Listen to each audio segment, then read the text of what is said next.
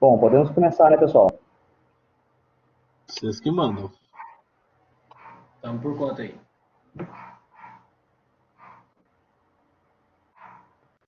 Legal. Hoje é um dia bastante importante aqui para nós do CESULEB, que a gente está lançando o Papo 4.0, né? Que é um bate-papo que a gente quer cercar todos os assuntos que tem a ver com inovação, né? E hoje a gente está começando aqui trazendo o Thales e o Pedro, que são da Riva Investimentos, que vão falar para a gente um pouquinho do mercado financeiro, como é que funcionam os investimentos para startups, na área de inovação. E a gente não poderia começar melhor, né? Então, acho que o Papo 4.0 tem a proposta de trazer mesmo essas pessoas que são referências nessas diversas áreas que compõem o ecossistema, né? E a gente fica muito feliz em receber vocês.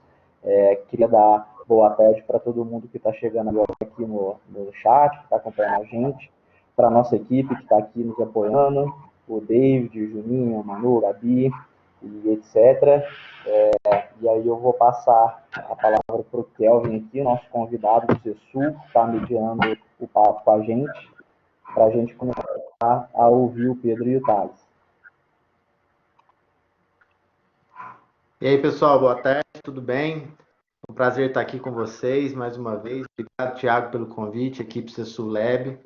Bom, foi muito legal, né, Thiago? A gente acabou de encerrar uma série que foram os Lab Talks, então foi muito legal, a gente aprendeu muito, né? Foram aulas sobre os líderes das verticais e os negócios em que eles atuam. E achei genial essa ideia do Papo 4.0, né? Para vocês poderem já começar a trabalhar forte essa questão da inovação e começar, né, melhor do que não tem ninguém melhor para começar do que o pessoal que tem o dinheiro, né, Thiago? Que vai trazer o investimento, que vai trazer, né, o dinheiro para as startups poderem crescer e acelerar. Bom, obrigado, Pedro, né, o Thales. O Thales é o nosso contato,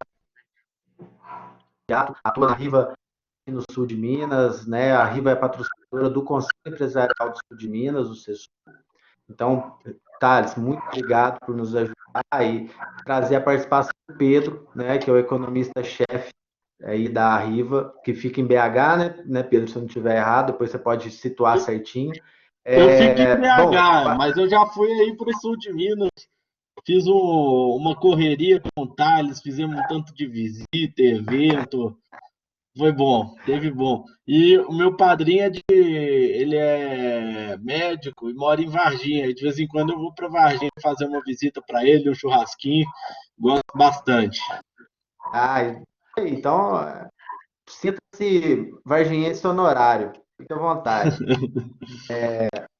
Bom, e aí, eu acho que é o ideal que vocês se apresentem para a gente rapidamente, né? Falar um pouquinho do currículo, do que, né, da carreira de vocês, acho que, né, de uma maneira bem rápida, para depois a gente entrar na discussão dos tópicos que a gente preparou, da discussão efetiva do Papo 4.0. Pode começar por Legal. você. Fechado. Eu vou deixar o Pedrão depois contar mais o currículo dele, que tem muito mais a ver com o público aqui do que a minha história, mas eu vou contar brevemente aqui. Eu sou natural de Três Pontas, sou administrador de formação, já fui concursado público, já trabalhei na Vale do Rio Doce, então eu vim passando por todo tipo de empresa tradicional, né, do mais tradicional, que é o setor público, até uma Vale do Rio Doce, que é uma empresa privatizada há 20 anos aí mais ou menos. Depois eu fui para uma grande multinacional americana na área comercial, já no segmento financeiro, a Prudential, e até que eu fui convidado para ser sócio aqui da Riva e trazer esse projeto de trazer mais proximidade para as pessoas do mercado financeiro, né? E aí, para contextualizar todo mundo, a Riva hoje é o principal escritório da XP em Minas. A gente aí está entre os 20 maiores escritórios da XP no Brasil. A gente cuida hoje de aproximadamente 2 bilhões de reais dos nossos clientes. Então, é uma quantia bem considerável que a gente tem sob nossa responsabilidade. A gente tem a nossa matriz em Belo Horizonte, lá onde o Pedrão está agora. O Pedrão é nosso economista-chefe. Não, agora eu estou na casa dos meus pais. Ah, é? E ele não é em BH, isso? É aqui em BH. Eu tive que deixar a Maria Cristina com a minha esposa lá em casa, porque senão eu não tenho paz, não. Aí eu vim para o refúgio aqui. Tá certo. Então, assim, a gente tem. O escritório começou lá em Belo Horizonte em 2014, e em dezembro de 2017 a gente começou esse trabalho aqui no sul de Minas, especificamente em Varginha. Hoje, só no sul de Minas, a gente cuida de aproximadamente 400 milhões de reais, né, desse montante de 2 bi, 400 está aqui no sul de Minas. Já temos filiais hoje em Pouso Alegre, em Itajubá, e eu sou responsável por esse processo de expansão do escritório aqui, né? São várias pessoas que fazem parte do nosso time. A gente se preocupa muito com trazer e agregar bastante conhecimento para as pessoas todas que hoje fazem parte do nosso, que estão em volta do nosso negócio, né? Então, assim, é muito importante cada vez mais a gente entender melhor do mercado financeiro, principalmente para conviver com momentos como o que a gente está vivendo agora, né? Momentos diferentes e tudo parte ali do mercado financeiro, né? Porque é o que o Thiago falou, e o Kelvin também falou, né? Assim, precisa do dinheiro para fazer as coisas acontecerem, né? E o dinheiro está basicamente ali no mercado financeiro. Então, quando o Kelvin comentou comigo sobre a ideia de trazer o Pedrão para cá para falar um pouco sobre o mercado, fiquei bastante entusiasmado. Aqui na Riva a gente tem grandes projetos ainda, além do nosso projeto de expansão mesmo no sentido da assessoria de investimento. A gente tem grandes projetos e grandes sonhos aqui dentro para esse mercado aí de private equity, venture capital. É uma coisa que a gente conversa bastante aqui internamente. Lógico que a gente está ganhando corpo exatamente para trazer mais força para esse tipo de mercado. E é sempre bom participar das iniciativas com vocês, viu, Kelvin? Assim, eu fico muito feliz de ser um parceiro do Unis. Gosto muito de estar convivendo com vocês no dia a dia, aprendo muito e eu acho que a gente tem bastante coisa. E é muito bacana ter o Pedrão aí com a gente agora. Boa. Estão escutando bem? Então vamos lá. Eu sou o economista-chefe da Riva, sou economista, sou mestre em economia pelo INSPER. Minha carreira começou, já trabalhei em fundo de pensão, trabalhei no Google. Dentro do Google eu fiz campanhas de AdWords, eu fazia aquisição de novos clientes, né? Basicamente, 2012, 2013 ainda tinha muita gente que não anunciava online, então a gente trazia para dentro incorporadoras, varejistas que ainda não tinham adotado a estratégia online. Parece que minha conexão está um pouquinho instável. Vocês me dão um sinal que está tudo certo? Pode continuar? Tá tudo ok, Pedrão, pode continuar. Pode Então, continuar, beleza. Pedro. Pode ficar tranquilo que a plataforma prioriza a sua voz. Então, manda ver. Entendi. Por acaso sua internet cair, aí talvez a plataforma pare de exibir seu vídeo, mas a sua voz continua online. Aí não tem problema Tá não. bom. Não, beleza, só para saber. Então, também fiz parcerias de produtos e novos negócios, né? A gente trazia. Naquela época eu foquei muito em trazer novas funcionalidades para o Google Maps. Então, eu implantei dados de trânsito e de transporte público em diversas capitais do Brasil, né? Quando você vai no Google e vê, esse ônibus, essa linha vai passar daqui até lá, o horário, etc. Isso daí eu fui atrás das autoridades de cada cidade, o responsável por transporte público, para conseguir integrar essas informações. Então, o que não faltou foi trabalho. Posteriormente, eu saí de lá junto com o Simon, que era meu amigo e diretor do Google na época, e a gente criou uma espécie de assessoria para quem queria investir em startups. A gente ficou nisso mais ou menos 1 ano e meio, foi muito legal. Faltaram alguns pontos para a gente conseguir decorar lá e a gente foi atingido ali pela crise de 2015 e 2016. Depois eu fui empreendedor, né? E desde 2018 eu estou na Riva como sócio e basicamente na Riva a gente lida hoje muito com a parte de investimentos líquidos, que é o principal foco ainda, né? Dentro da plataforma da XP, mas aos poucos a questão de investimentos alternativos e private equity venture capital também são investimentos alternativos, eles vão se tornando cada vez mais relevantes como fonte de retorno, né? Hoje, vou passar por isso rapidamente, mas, por exemplo, a XP criou a sua própria, o seu próprio fundo de private equity, que é o XP Private Equity, com a gestão do Shu Kong. Shu Kong foi gestor da Actis, né, que é um fundo, enfim, muito tradicional, e ele que fez o primeiro investimento na própria XP. Então, isso está no portfólio de vários dos nossos clientes, e é um tipo de investimento que vai se tornar cada vez mais relevante, porque num cenário de juros baixo, as pessoas começam a procurar alternativas, né? Então, a indústria de private equity, a indústria de venture capital nos Estados Unidos, nos mercados desenvolvidos, cresceu muito nos períodos que as taxas de juros caíram muito. Então, é uma indústria que nasce lá na década de 70, né? De forma embrionária, ela cresce, se desenvolve aos poucos. Na década de 80, quando as taxas de juros nos Estados Unidos têm uma forte queda ao longo da década, surge um tipo de transação que chama leverage buyout, que quando você toma dívida para comprar uma empresa.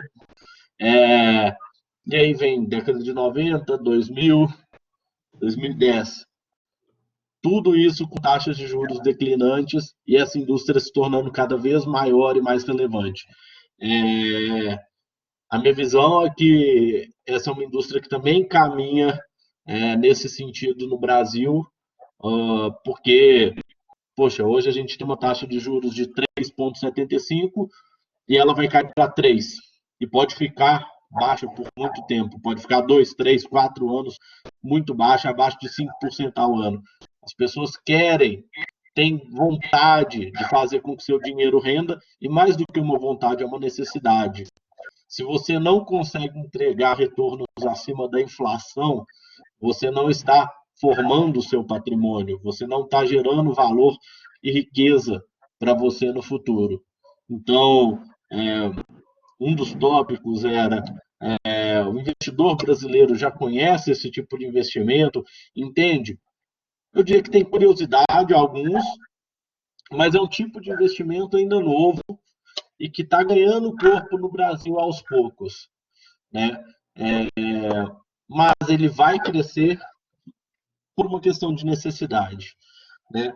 Assim como as pessoas precisam de ter no seu portfólio um pouco de bolsa de valores, um pouco de investimentos internacionais, todo mundo precisa ter um pouquinho também de investimentos ilíquidos que consigam gerar retornos superiores de longo prazo.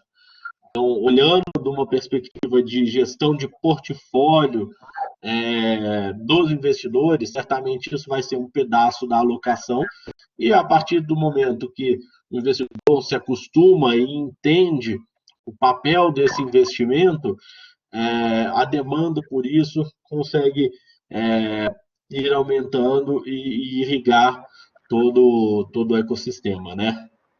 Legal demais, Pedro. Eu acho que esse é o assunto que a gente quer discutir, e aí para a gente poder contextualizar aqui para as pessoas que estão participando agora dessa live, o Brasil vem investindo muito em novas empresas, em novos negócios, né? O Brasil tem conseguido ter alguns unicórnios, né, que são as startups que chegam a valer $1 bilhão, e a gente vê isso acontecendo de uma maneira muito rápida, e não só no Brasil, né?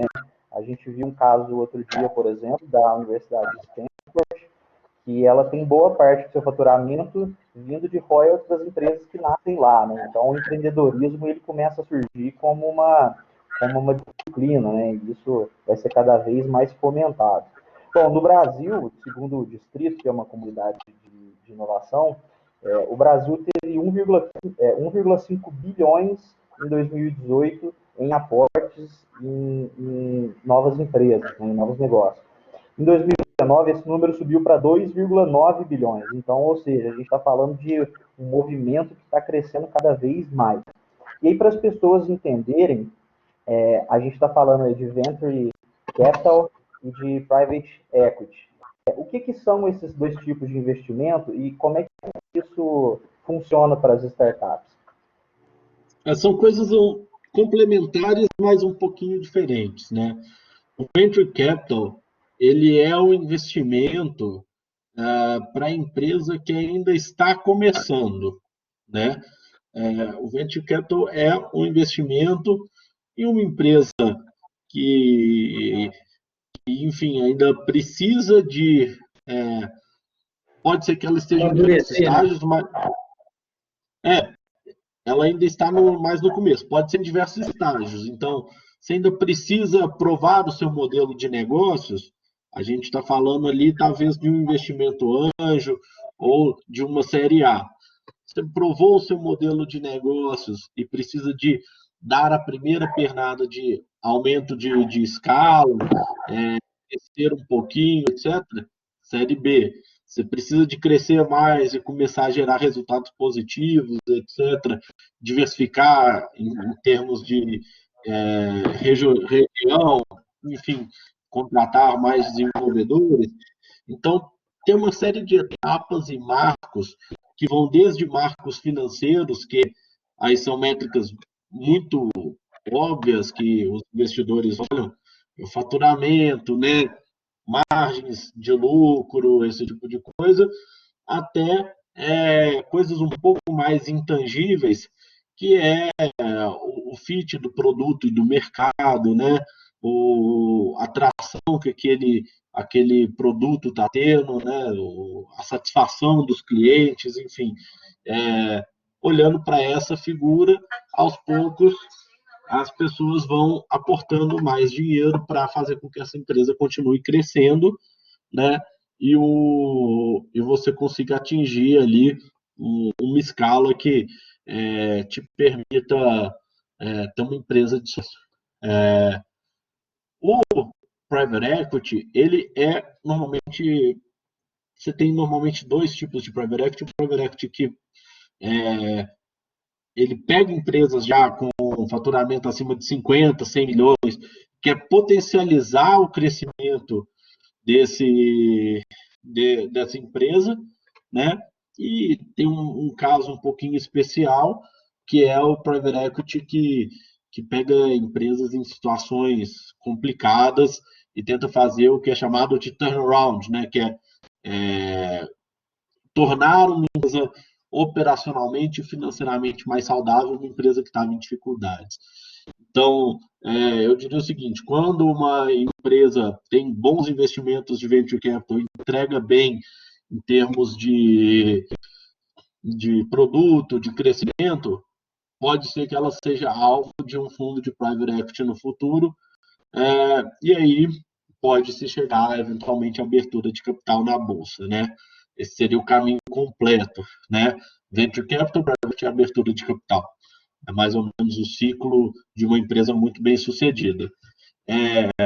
Mas eu queria, assim, acho que vale um ponto aqui.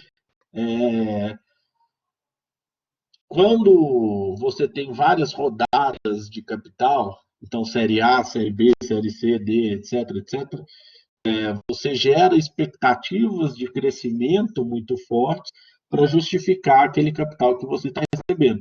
Eu recebi um aporte de 40, de 50 milhões, me avaliando em 200 milhões. Quanto que eu preciso de crescer para chegar lá? E dependendo do tanto que você está abrindo mão da empresa, às vezes isso passa um pouco da conta, né? Então é importante ter um balanço em mente. Pensando um pouquinho mais, deixa eu só pegar aqui. Os Pedro, então, tipos. só para Vamos lá. complementar, Aham. para a gente entender melhor. Então, nós estamos falando de uma modalidade de investimento que você vai investir numa empresa antes dela abrir capital na bolsa, né? Esse é o private É, equity. vamos lá, Thiago. Qual que é quando eu invisto numa empresa que ela é de capital fechado, quais são as formas de eu ter o retorno desse capital? Que eu, como investidor, eu quero saber disso. É, Tem algumas, né? Eu posso receber participação no lucro como dividendo. Isso para venture capital e private equity não é uma opção muito comum, mas pode existir. Eu posso vender essa empresa por um valor mais alto para um outro fundo. E a situação que seria a melhor de todas é abrir o capital na bolsa, né? Então, quando você faz o investimento, você já tem que saber qual que é a sua estratégia de saída desse investimento. Não adianta fazer um investimento e não saber, poxa, eu estou investindo numa empresa do ramo de alimentação, uma startup que digitaliza processos para fábricas no ramo de alimentação e sei lá o quê, e tem franquia, papapá. Para quem que eu vendo isso? Essa é a pergunta que o investidor faz. Eu posso vender isso para uma multinacional? Eu posso vender isso para um outro fundo? Eu tenho. Ou isso chega a ter uma escala que eu consigo abrir capital na Bolsa de Valores? Essa é uma pergunta chave, tá? Seja para o Private Equity, seja para o Venture Capital.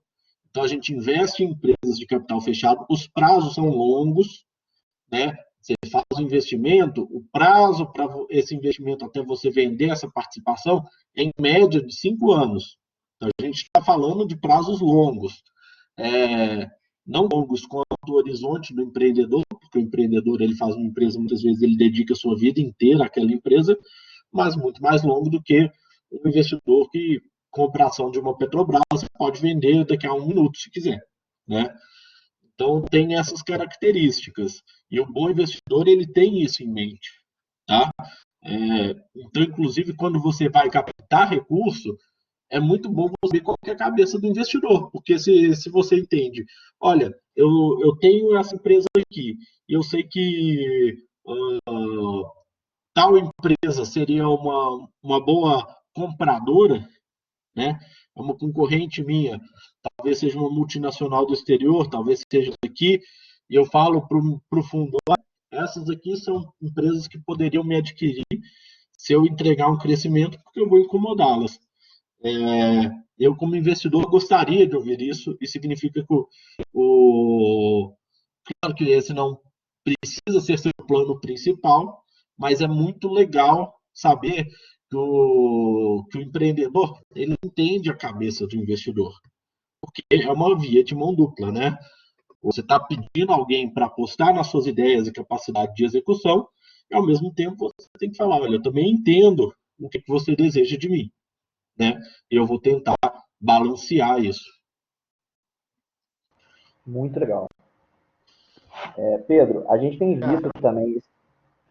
Tiago, só para complementar a fala do Pedro e encerrar, para depois poder trocar de assunto, o Pedro, a gente pode separar, né, o private equity tendo como alvo as grandes empresas e o venture capital como pequenas e médias empresas, ou não? Hoje o venture capital é tanto para grande, pequena, média empresa. Existe isso mesmo, essa divisão dos modelos? Pode. Eu diria o seguinte, no Brasil ainda pode, nos Estados Unidos isso meio que ficou um pouco bagunçado, porque nos Estados Unidos, no Brasil o Venture Capital continua focando em empresas ainda menores, né? Mas nos Estados Unidos o que aconteceu? Os fundos de Venture Capital, eles perceberam que as empresas que eles aportavam lá atrás estavam com um potencial grande de crescimento e poderiam crescer por mais tempo até chegar na bolsa com um valor maior. Então, o que eles criaram? Eles criaram o chamado de Growth Fund, fundos para financiar justamente essa etapa de crescimento quando a empresa já está um pouco maior. Então, nos Estados Unidos, começou a ter um pouco dessa confusão. Então, eu diria que, como uma linha geral, sim, é correto, mas tem esse caso particular e pode ser que isso acabe existindo em vários outros momentos também, né? É só essa parte, assim. Beleza, manda ver, Thiagão. Bom, a gente tem ouvido falar muito, quando a gente começa a entrar no ecossistema de inovação, né, e buscar investidores e tal, a gente vê várias nomenclaturas que a gente usa, desde as rodadas, como você falou, né, uma classe A, classe B, né, e aí a gente ouve falar em investidor anjo, em seed e etc. Como é que funciona essa divisão? Qual que é o papel de cada um e como é que essas rodadas acontecem? Como é que essa startup, como é que esse empreendedor consegue definir qual que é o ideal para ele agora no momento da vida? Então, beleza. Vocês vão ter que entender a cabeça do investidor. A cabeça do investidor é o seguinte: eu preciso gerar retorno para mim. O investidor anjo, né, o investidor seed, são próximos, parecidos, ele precisa de ter alguma metodologia que lhe permita ganhar muito. Por quê? Porque o investidor anjo vai perder dinheiro em quase todas as empresas que ele aportar. Mas se ele pegar uma empresa que tenha sucesso desde o começo, a multiplicação de capital dele pode ser de 100, 200, 1000 vezes. Esse é o ponto. Então, ele precisa de dividir o capital dele em centenas até centenas de apostas pequenas, né? E foi esse pensamento que deu origem a algumas aceleradoras, né? Que era justamente para isso, você pulverizar o seu risco, acelerando diversas empresas e fazer aportes menores, né? E fazer com que uma, duas, três empresas que você acertasse gerassem um retorno tão grande que pagasse por todos os seus fracassos. Essa é a cabeça do investidor anjo, né? E ele aporta ali na empresa que está no começo. Você tem uma visão, você tem um protótipo, você está começando, né? E estruturando o seu time, conseguindo os primeiros clientes. Esse é o momento. O Series A, normalmente o pessoal acaba valorizando uma empresa aí por perto de 2 milhões, etc. É um momento que você já tem um produto e você precisa fazer com que esse produto chegue com mais força ao mercado, fazer um lançamento mais forte. Você já tem os seus primeiros clientes, mas você quer dar a primeira pernada de escala. E Series B, C, série, né? Enfim, Series ou série B, C e D, né? São as séries de crescimento.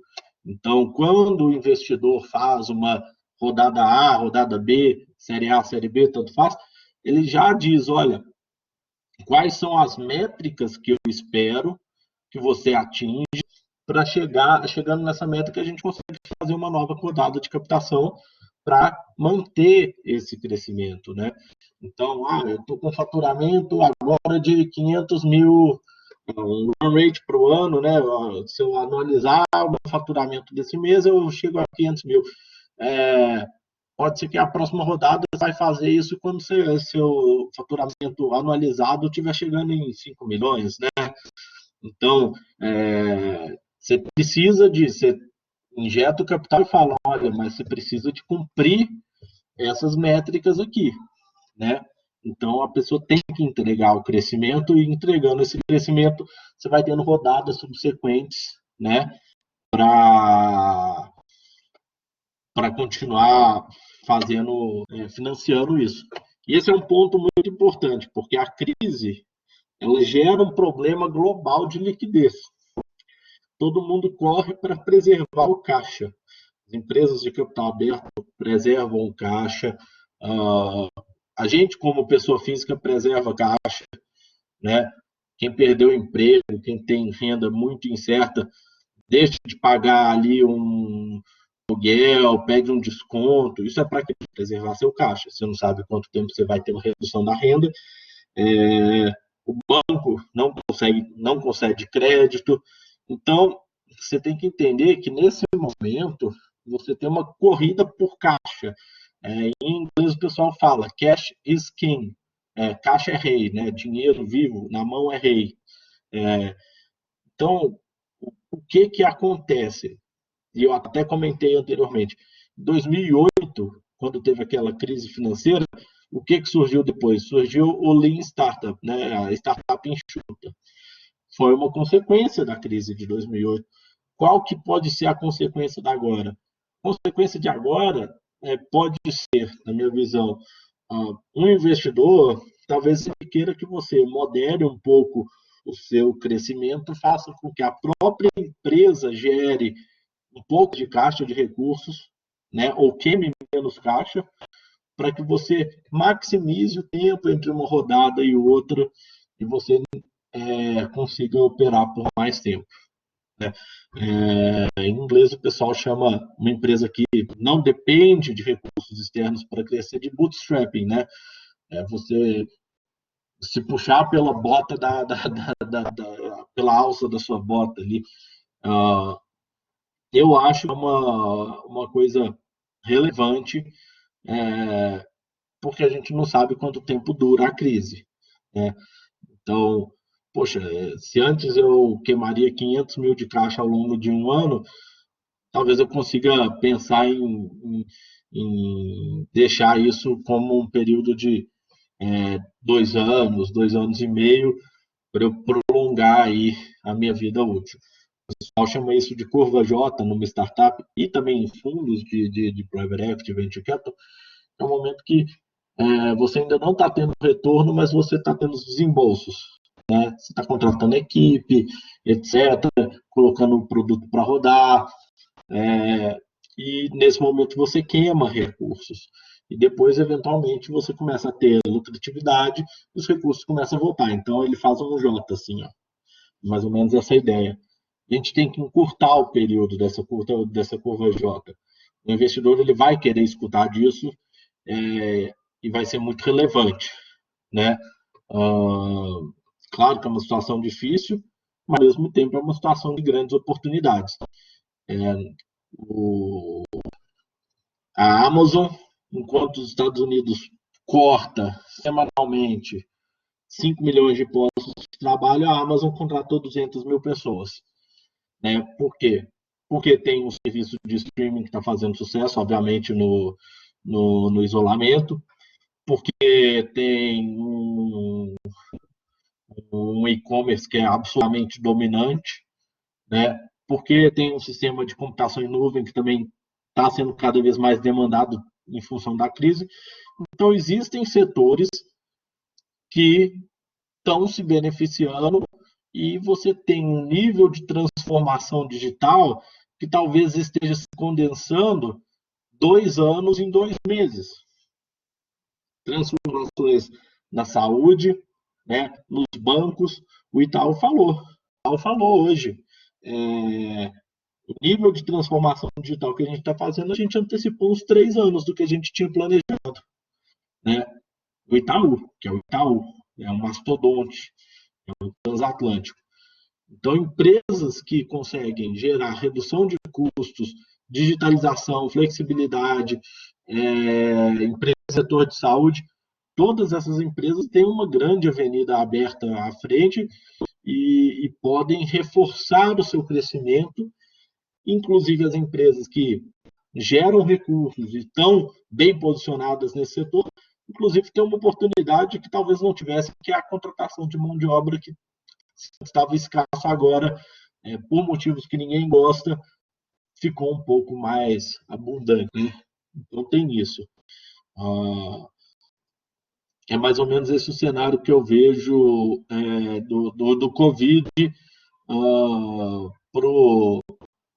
impactando negócios de startup. Né? O impacto do Covid nos negócios já maduros é brutal. É brutal. E a gente vê empresas com queda de 70%, 80%, 100% da receita, né? Empresas de restaurantes, nossa, é bem triste a situação. Então, é uma parada súbita. E qual é o comportamento que nós vemos após paradas súbitas? A gente vê 2 comportamentos históricos. A gente vê o player dominante se tornando mais dominante. Por quê? Porque ele sobrevive, os pequenos quebram. Então, você tem um aumento de concentração de mercado e novas empresas que têm soluções melhores têm sua adoção facilitada. Então, são esses dois efeitos que, em geral, a gente vê, né? E, claro, a disponibilidade de recursos é uma disponibilidade que depende. Então, vamos falar um pouquinho de como que funciona um fundo. Vamos supor que eu levantei 100 milhões, 1 bilhão, não importa o valor. E eu pretendo investir em 10 empresas, 15 empresas, 20 empresas. Lembra que eu falei que o investidor no CID, no anjo, tem que pulverizar muito? O investidor em série B, C, D, esse investidor ele vai fazer 15, 20 investimentos no máximo.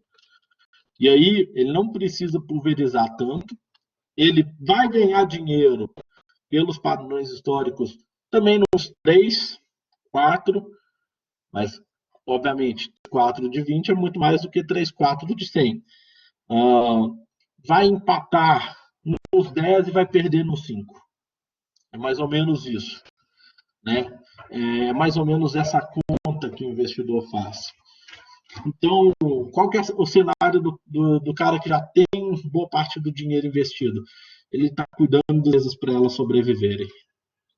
Ele está correndo atrás, ele está ajudando o CFO, ele está ajudando o presidente, ele está ajudando o diretor de marketing, ele está ajudando, enfim, renegociar contratos. Não sei, depende do setor. Ou então ele está apostando muito no crescimento.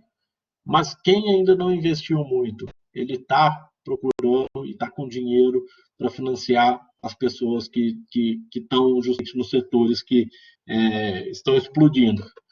Então, se você consegue uma solução para alimentação em casa que tenha, enfim, dominância, digitalização, serviços financeiros, entretenimento em casa, e-commerce, tem vantagens nesses setores, certamente você, apresentando isso, tem uma tese de investimentos que pode ser vencedora.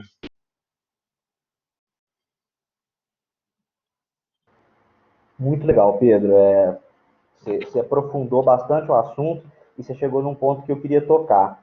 Antes da gente entrar nesse próximo assunto, eu queria só dar um recado aqui para o pessoal, que o nosso chat está aberto. Quem quiser fazer pergunta pode ficar à vontade, que daqui a pouco a gente vai abrir essas perguntas e o Pedro vai responder aí a dúvida de todo mundo. Beleza? Bom, você falou sobre a crise, né, e sobre essa dinâmica entre grandes players, a retomada e etc. A gente no Brasil é muito forte no agro, né? A gente vê várias soluções, várias startups aparecendo por aí no agro, mas a gente vê que o cenário é bom também para a saúde, né? Quem conseguiu trazer aí nos últimos meses alguma solução de mercado que tem a ver com saúde, teve o holofote virado para si, né? Como é que você acha que vai ser essa questão das áreas, né? Quem que vai sair bem, quem que não vai, quem que o mercado está olhando mais? Você acha que a saúde é o grande ponto a se discutir agora nesse momento? A saúde ela tem uma tendência secular de aumento de gasto com saúde. Ponto. Ela já era uma tese muito relevante, sempre foi. Quando você vê o percentual de gasto com saúde em relação ao PIB, ele é crescente no mundo inteiro e a população do mundo inteiro envelhece. Então, é uma tese que já era uma tese fortíssima. Então, ela só se reforça. É aquilo que eu falei, essa crise parece estar reforçando tendências pré-existentes. O agro é o grande setor do Brasil, é o setor que cresce com crise e sem crise. Então, o agro é um bom setor? Claro que é. O agro é o setor que você consegue fazer investimentos à prova de crise no Brasil. Não preciso dizer muito mais do que isso, né? Então, é o setor que talvez empregue mais tecnologia, ao contrário da visão que algumas pessoas ainda têm de que o agro é ultrapassado, que não é um setor tecnológico, é uma bobagem, é um setor extremamente tecnológico. A gente sabe as origens disso lá na Embrapa, mas hoje isso já ultrapassou muito essa barreira, né? Inclusive, eu sou entusiasta do Elon Musk, e o Elon Musk está lançando ali uma constelação de satélites que vai chamar Starlink. E aí você vai ter internet em cada canto do mundo, inclusive no Brasil, em cada canto do mundo. Imagina os potenciais de aplicação disso para o agro, sabe? Então, eu acho fantástico. Mas além disso, o e-commerce também é um vencedor. Então, quando a gente vê a ação da Amazon está na máxima histórica, Magazine Luiza vale o mesmo que Banco do Brasil, B2W subiu pra caramba. Então, o próprio mercado público de ações, ele nos conta um pouco também de quem são os vencedores e perdedores, e basta a gente olhar ali com inteligência, né? Então, saúde, e-commerce, nuvem, Microsoft está subindo por conta da Azure, né? A nuvem da Microsoft. Publicidade digital, a gente está vendo. Vou contar um pouco de publicidade. Em 2008, metade do orçamento da grana que é para revista e jornal foi cortada. Essa grana nunca voltou. Agora, metade da grana, um terço da grana que vai para anúncios em TV, está sendo cortado. Periga dessa grana não voltar. E quem vai capitalizar isso? Bem, tem duas empresas que capitalizam isso nos últimos 5 anos, só elas que crescem, Google e Facebook, né? Então, marketing digital é uma tendência que se reforça, obviamente, né? E como que você consegue capturar isso não sendo Google e Facebook? É uma excelente pergunta. É uma pergunta que pode valer alguns bilhões, né?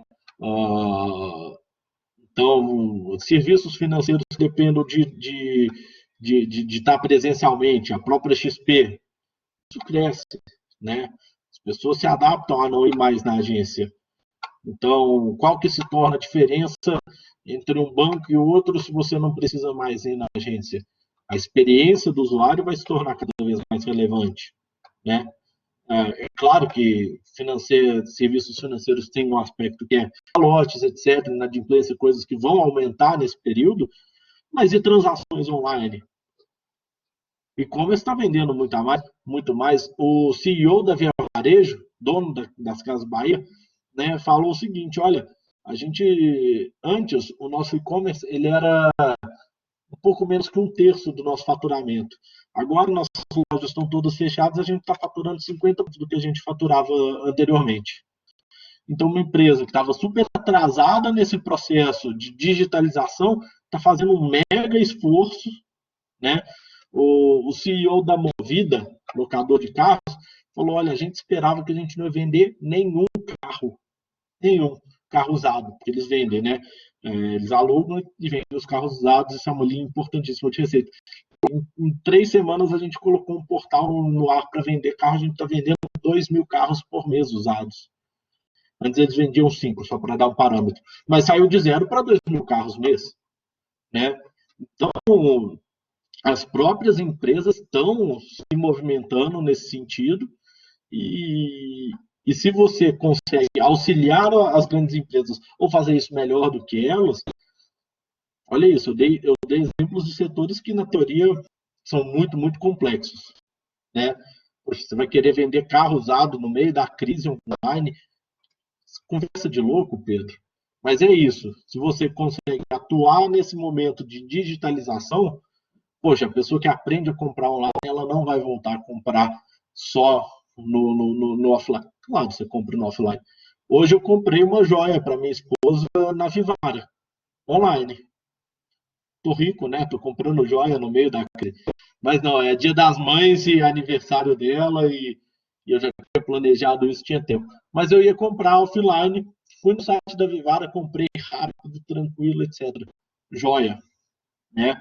Então, é claro que existem setores que são ainda mais fortes, né? Software as a service, com certeza.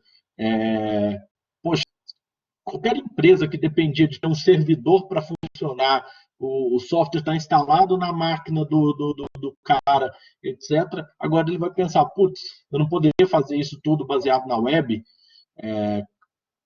Provavelmente todo mundo aqui já usa tudo web, mas você não faz ideia do tanto de gente que ainda não usa, o tanto de empresa que ainda não usa. Então, as oportunidades estão aí, né? Claro que é um cenário difícil, desafiador, eu nunca vi nada parecido, mas estou ganhando dinheiro na crise, estou ganhando dinheiro na bolsa no meio da crise. Estamos aí, a gente luta, luta, luta e vão surgir soluções, né? E ter essa garra e conseguir criar uma empresa que gere caixa, cresça no meio da crise, provavelmente dessa crise vão sair as empresas grandes, que daqui a 5, 10 anos nós saberemos os nomes de cor, né? Hoje você sabe o nome do iFood de cor, você sabe o nome, enfim, dos unicórnios brasileiros. Eles surgiram, não foi num contexto fácil, né? Inclusive eu estava vou relatar duas conversas aqui para aproveitar. A, a Aline, ela é gestora da Trafalgar Investimentos. Trafalgar é uma gestora de bolsa. A Aline tem 20 anos de mercado financeiro, uma gestora assim fantástica. E ela estava me falando, pô, Pedro, eu estou olhando para essa crise, claro, a gente nunca viu coisas iguais, mas a gente está olhando empresas que continuam com tendências dominantes e que quando a gente faz a conta, o tamanho dessas empresas daqui a 2, 3 anos não vai ser muito diferente, porque o que elas estão fazendo no online, mais do que compensa o que vai perder no off e chega mais ou menos do mesmo tamanho, né? E ela falou, ó, tem empresas, a gente investe em empresas da Argentina. A Argentina está em declínio, tem 20 anos que a Argentina está em declínio, até mais. Na verdade, se você for pegar como que a Argentina empobreceu relativamente, a Argentina vem em declínio desde a década de 30. Né? A Argentina tinha um PIB per capita igual ao da Alemanha. Então, assim, obviamente empobreceu muito. Mas eles investiram em empresas da Argentina que tinham receita de fora, atuavam em vários mercados e tinham tendências de longo prazo a seu favor. E cresceu mesmo assim e se tornaram empresas dominantes. Mercado Livre é um exemplo clássico da Argentina. Né? Ao mesmo tempo, a gente olha, a XP levantou um fundo de private equity e a Riva fez a maior alocação fora de São Paulo nesse fundo. É um fundo que está com um BI 300, ele vai escrever cheques aí de 100, 150, 200 milhões de reais, para umas 8 empresas, mais ou menos. E o Chu falou, olha, eu nunca tive um pipeline tão robusto de empresas tão boas para investir. E a XP é um próprio exemplo disso, é uma empresa que cresceu muito em 2015, 2016, 2017, no meio da crise brasileira. Né? Então, vejo a crise como sendo um impeditivo, é um dificultador.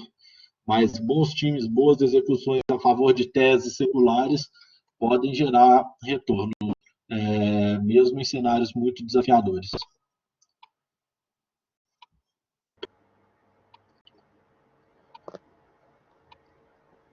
Tiago, só queria, né, ressaltar aqui a fala do Pedro, é bacana, né, tudo isso que ele falou, porque vários aspectos vão de encontro até com as falas que a gente já teve, né? O Tiago usou, né, o agro, saúde e tal, porque são exatamente as verticais que a gente trabalha no Lab e as falas deles corroboram muito com o que você falou agora.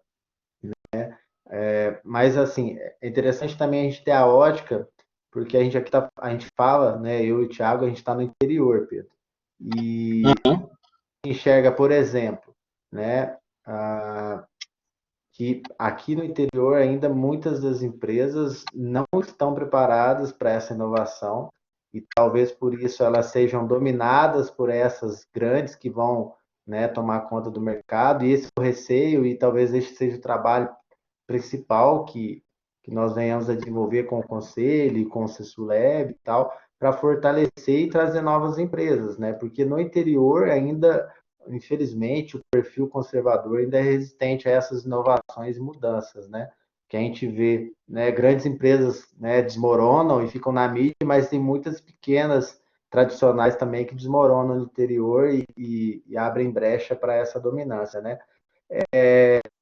Assim, eu queria, antes de encerrar, eu queria que você também pontuasse, dentro disso que você falou agora, o que você acha que a tecnologia, que investimentos devem trazer para o setor público.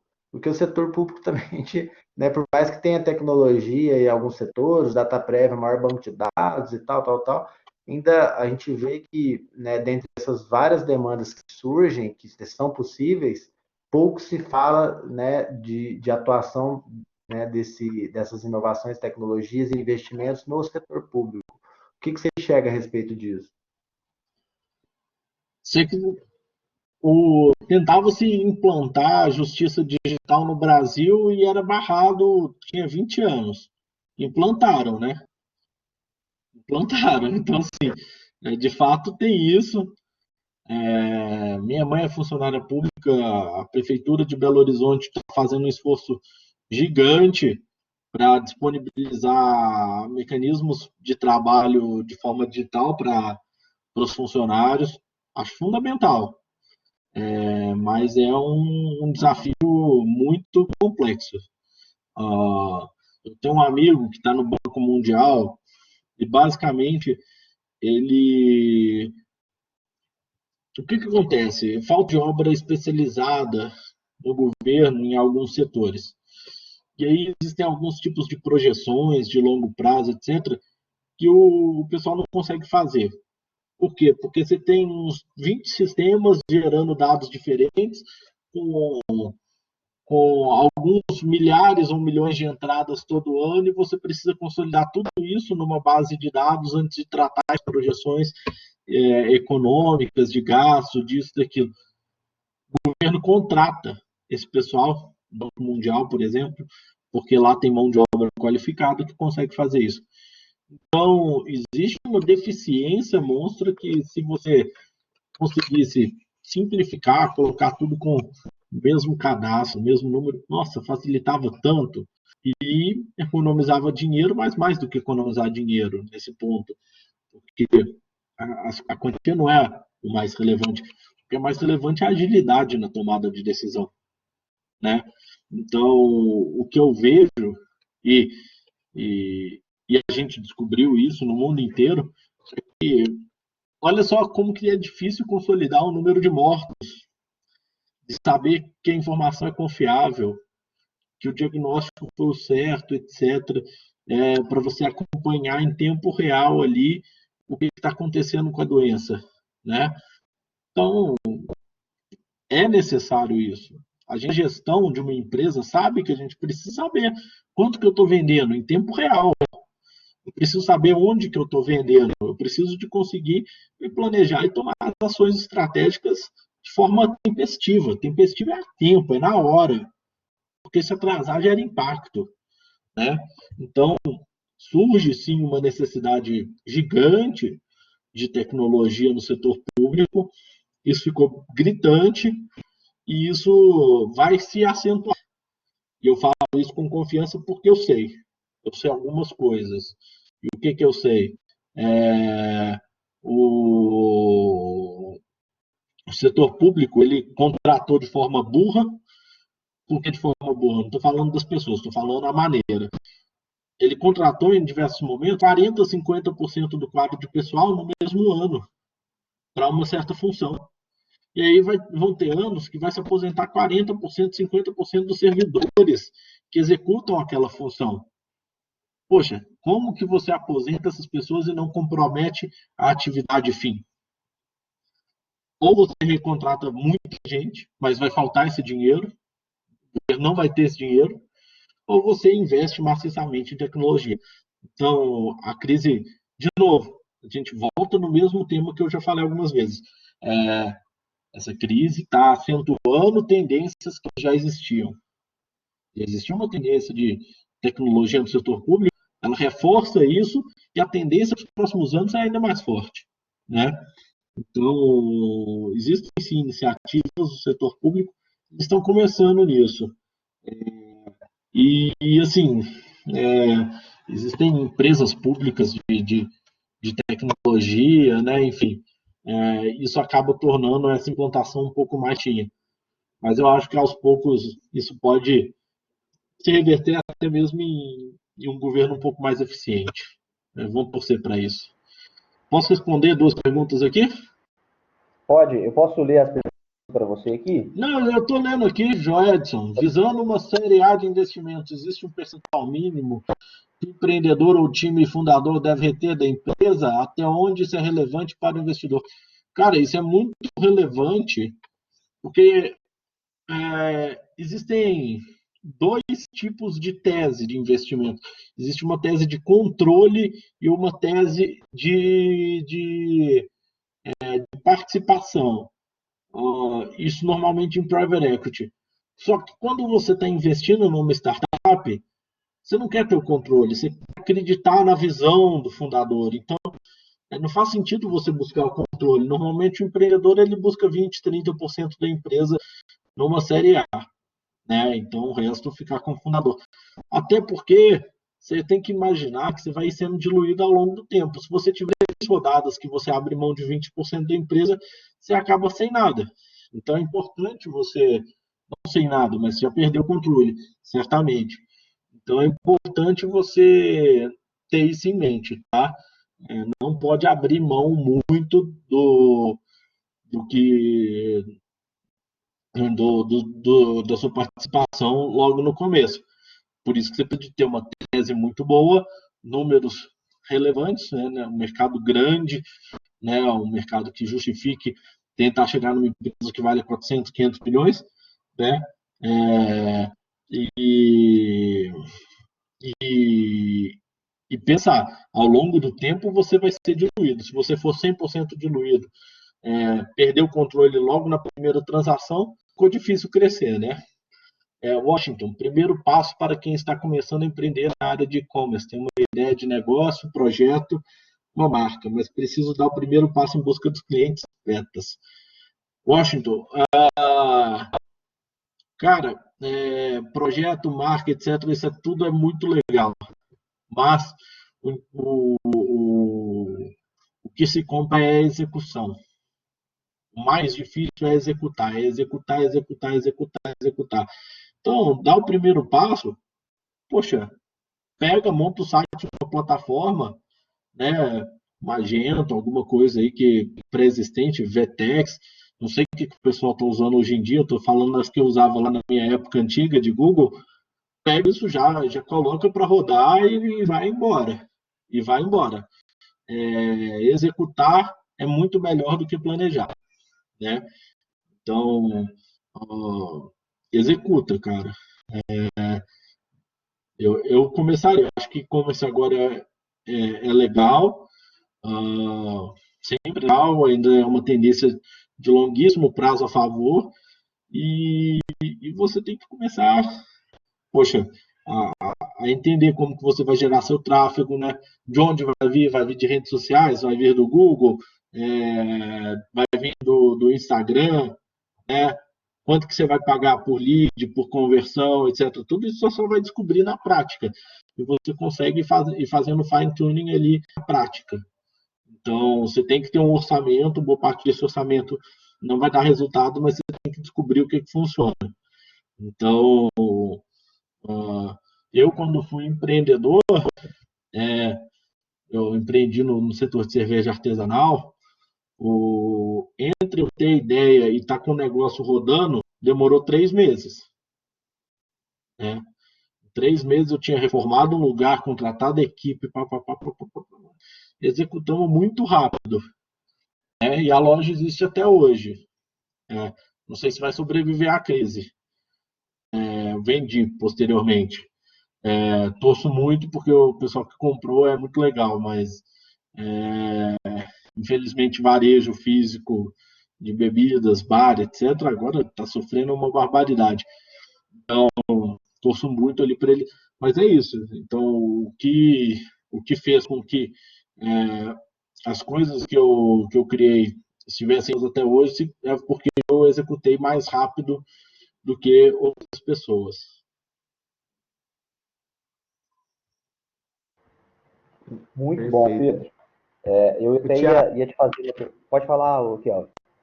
eu acho que só para fechar aqui a pergunta do Washington, falar para ele, Washington, entra em contato com o CESULAB, apresenta sua ideia para o pessoal lá, né? Ideia de e-commerce, tem uma ideia bem montada, quem sabe, né? Não pode ser casar com os interesses aí e surgir algo interessante e também até para ele receber um feedback dessa ideia, né? O CESULAB, a ideia dele é fomentar o desenvolvimento e novos projetos na região. Então, conversa com o pessoal lá, eu acho.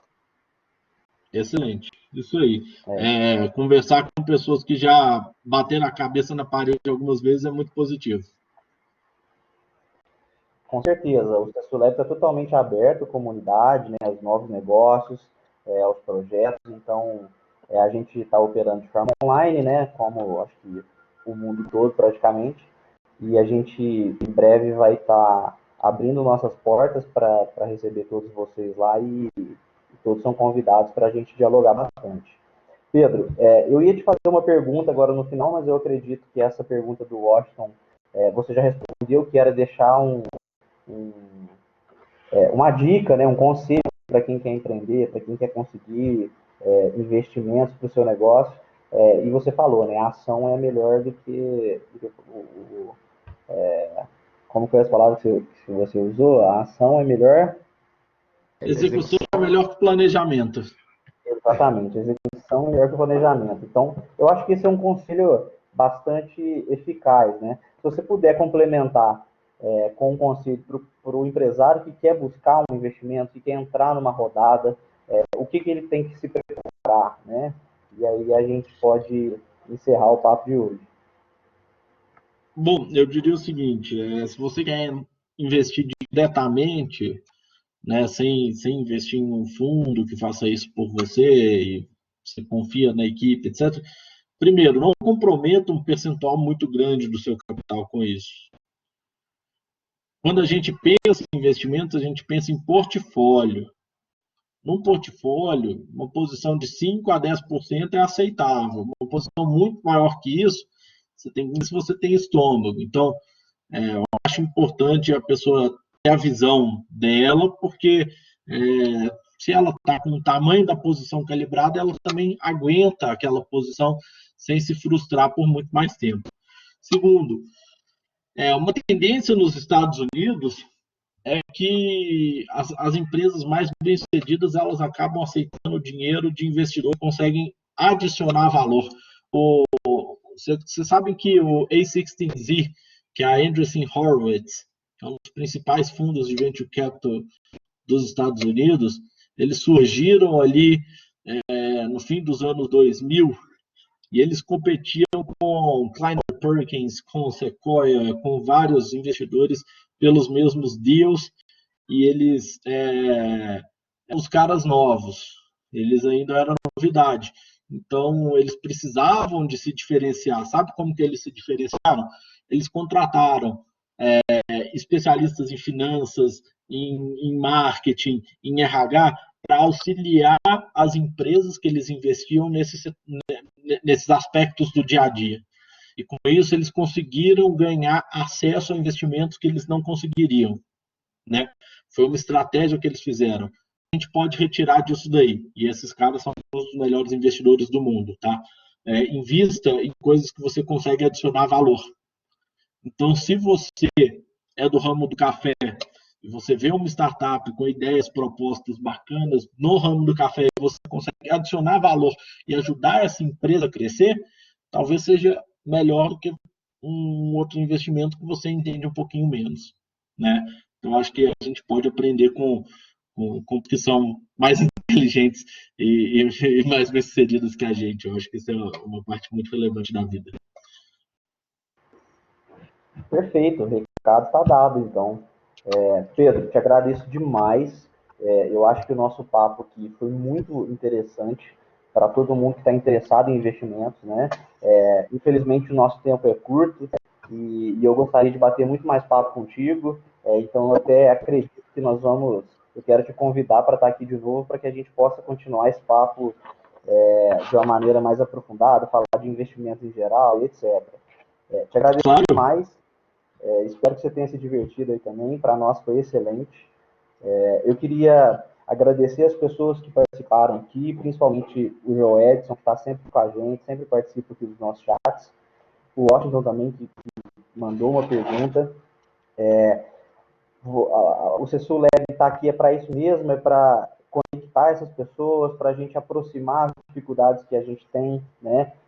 Seja elas de investimento, seja elas de tecnologia e etc. Contem com a gente, o nosso Instagram, nossas redes sociais estão aí, todas são Cessu Lab, né? Então você pode ficar por dentro das nossas ações lá e acompanhar, saber como é que a gente pode te ajudar. Beleza? Kelvin, você quer dar aí as suas palavras finais para a gente concluir? Eu queria agradecer, né? Agradecer você, Thiago, a equipe do Cessu Lab, agradecer o Pedro. E Pedro, falar que, né, você mencionou no final, né, do pessoal que procurar investimento e tal, quiser fazer por conta, mas também pode lançar o Jabá, né? Vocês são da Riva e também quem quiser procurar um especialista que procure a Riva, né? Exato.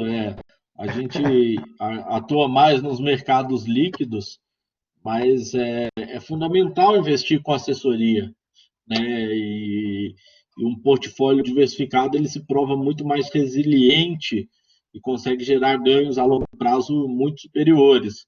E o que a gente faz todo dia é isso, é olhar risco-retorno de todo tipo de investimento, não só no Brasil quanto no mundo, né? E graças a Deus a gente hoje tem uma posição que nos permite ter acesso aos principais investidores do Brasil, do mundo. Por exemplo, outro dia eu conversei com o presidente da PINCO no Brasil. A PINCO é o maior fundo de renda fixa global com 2 trilhões de dólares de tamanho, né? E eu pude conversar com o presidente da PINCO Brasil falando de visão de mercado. Isso com certeza ajuda a gente a navegar por esse cenário de maneira menos turbulenta e sofrendo menos e conseguindo ganhar dinheiro em cenários adversos, né? Então, é um trabalho de muita diligência, mas que a gente gosta demais. Estou completamente apaixonado pelo que eu faço. Show de bola. Espero que você continue fazendo ainda melhor seu trabalho, né? Cuidando muito bem aí dos recursos da galera aqui do sul de Minas, que também estão com vocês. Tem muita gente, muito cliente, né, do Cesul também com vocês. Eu, como representante do Cesul, né, ouço muito bem falar de vocês pelos participantes. E assim, brigadão mesmo, né? Assim, o seu conhecimento é enorme, foi muito bacana poder conhecer um pouquinho dele. Tiago, brigadão, né? E eu vou a palavra para você. Obrigado, pessoal que assistiu, e a gente se encontra na próxima. Tiago, manda ver. Show de bola, Kelvin. Tchau, turma. Tchau, tchau. Obrigado, Pedro. Gente, eu gostaria de convidar vocês na semana que vem aqui, no Papo 4.0, a gente vai receber o Igor Paz, que é presidente da comissão de startups da OAB Varginha. Então, nós vamos falar sobre como proteger juridicamente a sua empresa no digital. Então, nós vamos falar de LGPD, nós vamos falar de proteção dos direitos autorais, etc. Então, você que está começando a ter aí um projeto digital, que está entrando com sua empresa no mercado, é importantíssimo você ficar atento a esses detalhes. Então, o Igor vai estar aqui e vai discutir com a gente todos esses detalhes, o que a gente deve fazer e tal, dar uma força jurídica para esses novos projetos, esses novos negócios. Beleza? Mais uma vez, quero agradecer a presença de todos. Esse vídeo vai estar daqui a pouquinho no YouTube, então se você tem algum amigo que perdeu e quer mandar para ele, quer divulgar, esse vídeo vai estar disponível lá no nosso canal, tá? É o Cessu Lab, é só dar um youtube.com.br/CessuLab, e isso também em todas as outras nossas redes sociais, tá bom? Obrigado a todos pela presença, obrigado Kelvin, obrigado David, Juninho, todo mundo que está nos ajudando aqui. Um abraço a todos e até a próxima.